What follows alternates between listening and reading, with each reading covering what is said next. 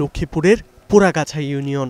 ৩ ওয়ার্ডের ৬,০০০ মানুষের জন্য আব্দুল মালেক কমিউনিটি ক্লিনিক।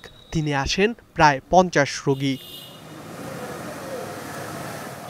ক্লিনিকটিতে ১০ বছর ধরে চিকিৎসা দিচ্ছেন নাসিমা আক্তার। গত মে মাসে ডিজিটাল সংযোগ স্থাপন প্রকল্প বা ইডিসির আওতায় এখানে এসেছে উচ্চগতির ব্রডব্যান্ড ইন্টারনেট।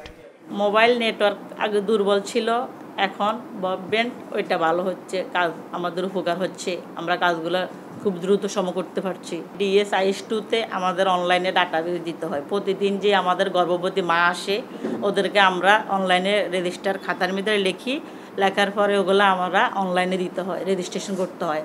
এবং একটা শিশু আসে, নবজাতক আসলে ওকে আমরা কি সার্ভিস দিছি, তারপর ও তথ্যগুলো আমরা বই রেজিস্টারে করি। এই ব্রডব্যান্ড ইন্টারনেট সুবিধা পেয়েছে মেঘনা তীরের আলেকজান্ডার পাইলট বালিকা উচ্চ বিদ্যালয়ও। এতে আইসিটি ল্যাবে বিশ্বকে হাতের মুঠোয় পেয়েছেন শিক্ষার্থীরা। ইন্টারনেটের স্পিডটা ভালোই। এখানে ইন্টারনেট ব্যবহারের মাধ্যমে আমরা বিভিন্ন এডুকেশনাল ভিডিও দেখতে পারি, ডকুমেন্ট তৈরি করা শিখিয়েছেন আমাদের টিচাররা। আমাদের এইসব কাজে আমরা করি।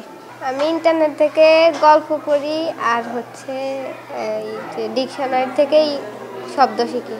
আগে আমরা ইন্টারনেট সুবিধাটা গ্রামীণ ফোনের মাধ্যমে পাইতাম, সেখানে প্রবলেম ছিল, আপনার স্পিডটা কম ছিল, কোনো একটা প্রোগ্রাম ফরওয়ার্ড করতে সময় বেশি লাগতো।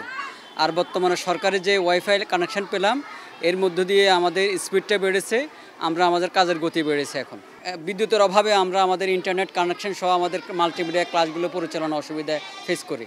এই সুবিধা পেয়েছে শিক্ষা ও সেবার সঙ্গে যুক্ত রামগতির ১৩২টি প্রতিষ্ঠান। প্রান্তিক লেভেলে মানুষকে ইন্টারনেট সেবা পৌঁছে দেওয়ার জন্য একটা সরকারের অন্যতম উদ্যোগ, যেখানে দুর্গম এলাকা বা ইন্টারনেট কানেক্টিভিটি হয়তো সহজে পৌঁছানো সম্ভব হতো না। এই প্রকল্পের মাধ্যমে সেই সকল প্রতিষ্ঠানগুলো যারা প্রান্তিক লেভেলে সরকারি প্রাথমিক বিদ্যালয়, তারপরে মাধ্যমিক স্কুলগুলো, তারপর কমিউনিটি ক্লিনিক এবং ইউনিয়ন ডিজিটাল সেন্টারগুলো আছে, সেগুলোতে ডেডিকেটেড কানেকশন দেওয়ার জন্য মূলত এই প্রকল্পটি হাতে নেওয়া হয়েছে। এই সংযোগগুলি যারা পেয়েছেন বা ব্যবহার করছেন তাদেরকে যদি এই বিষয়ে একটু প্রশিক্ষণ অথবা এরকম লজিস্টিক সাপোর্ট দেওয়া যায়, তাহলে আমার মনে হচ্ছে এই প্রকল্পের সংযোগগুলো ভালোভাবে রক্ষণাবেক্ষণ করা সম্ভব হবে এবং আরও ইফেক্টিভলি আমাদের এই ডিজিটাল কানেক্টিভিটিটা কনফার্ম করা যাবে। নোয়াখালীর স্থলভাগ ছাড়িয়ে এবার যাত্রা ১৭ কিলোমিটার দূরের দ্বীপ হাতিয়ায়। এখানেও এতদিন ছিল না দ্রুতগতির বৈধ ইন্টারনেট সংযোগ। সুকচর মুফিজিয়া প্রাথমিক বিদ্যালয় ও আব্দুল মোতালেব উচ্চ বিদ্যালয় গিয়েও জানা যায়, এই সুবিধায় শিক্ষার পরিবেশ হয়েছে প্রাণবন্ত, সমৃদ্ধ হচ্ছেন শিক্ষক শিক্ষার্থীরা। ইন্টারনেট ভিত্তিক কোনো কাজ করতে হলে আমরা যেখানে ইন্টারনেট থাকে এরকম কোনো দোকানে যাইতে হতো বা কোথাও যাইতে হতো, কিন্তু এখন আমাদের বিদ্যালয়ে সেই ইয়েটা চলে আসছে, সুযোগ সুবিধাটা চলে আসছে। আমরা আমাদের বিদ্যালয় থেকে সেই ইন্টারনেট ভিত্তিক কাজগুলো করে নিতে পারতেছি। আর ই-বুক, ই-লার্নিং ইত্যাদি কাজ আমরা এখন আমাদের বিদ্যালয় থেকে করে নিতে পারছি। আগে ইন্টারনেটের যে স্পিডটা ছিল এটা অনেক কম ছিল, যার কারণে আমাদের স্কুলে যে বিভিন্ন জরুরি কাজ করা হইতো বা স্কুলের কোনো কোনো সার্চের বিষয় হইলেও ওগুলো খুব তাড়াতাড়ি করা যেত না। কিন্তু এখন যে ইন্টারনেটের যে স্পিডটা বাড়ছে তার কারণে আমরা খুব সহজেই সব কিছু পাচ্ছি। পাঠ সংশ্লিষ্ট অনেক কিছুই আছে, ওদেরকে দেখাইলে ওরাও খুব উৎসাহিত হয়, আনন্দ পায়। আমি মনে করি ওইখান থেকে অনেক কিছু বাচ্চাদের জানার আছে।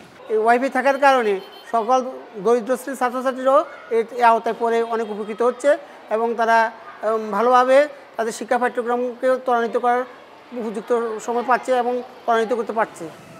রেডিও তরঙ্গের মাধ্যমে হাতিয়ায় এই নেটওয়ার্ক স্থাপন করেছে কেএস নেটওয়ার্ক। এরই মধ্যে দেয়া হয়েছে শতাধিক সংযোগ। রেডিও ফ্রিকোয়েন্সির মাধ্যমে আমরা স্পেকট্রাম ডাটা পাস করছি হাই ক্যাপাসিটির, ওইটা দিয়ে আমরা আমাদের ইন্ড ইউজার কানেক্টিভিটিগুলোকে অ্যাক্টিভ করছি, যা উচ্চ গতি সম্পূর্ণ। ইডিসি প্রকল্প থেকে নির্ধারিত যে ব্যান্ডউইথ এখানে দেওয়া হয়েছে, আমরা সেটা 100% নিশ্চিত করতেছি। তার উপরেও আমরা এখানে এখন আমাদের যে ব্যান্ডউইথের যে প্রসেস, সেই অনুযায়ী ওনারা সর্বোচ্চ এখানে 50 হতে 100 MB পর্যন্ত পাচ্ছে। দ্রুতগতির ইন্টারনেট নিশ্চিতের পর এবার তা ব্যবহারে নিরবচ্ছিন্ন বিদ্যুতের দাবি করেছেন স্থানীয়রা।